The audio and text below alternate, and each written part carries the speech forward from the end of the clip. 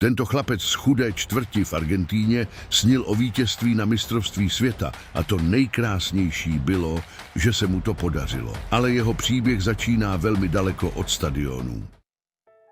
Diego Maradona se narodil v roce 1960 ve Villa Fiorito, velmi chudé čtvrti Argentíny. Prašné ulice, málo příležitostí a tvrdá realita. Tam fotbal nebyl hrou, byl únikem. Od dětství chápal, že ten míč může změnit jeho život a život jeho rodiny. V 15 letech debutoval jako profesionál a od té chvíle bylo jasné, že není obyčejný hráč. Než dobyl svět, splnil si sen hrát za Boca Juniors, klub lidu, tým, se kterým vyrůstal.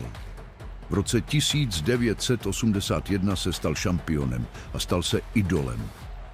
Protože Maradona nejen hrál, ale také reprezentoval ty, kteří přišli z dola. Jeho talent ho přivedl do Evropy, do FC Barcelona. Tam zazářil, ale také zažil těžké chvíle.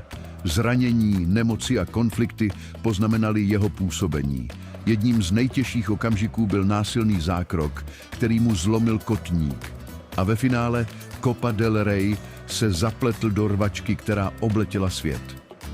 Ale možná právě to připravilo další kapitolu, protože v roce 1984 přišel do SSC Neapol, týmu bez velké historie, na jih zapomenutý a opovrhovaný severem.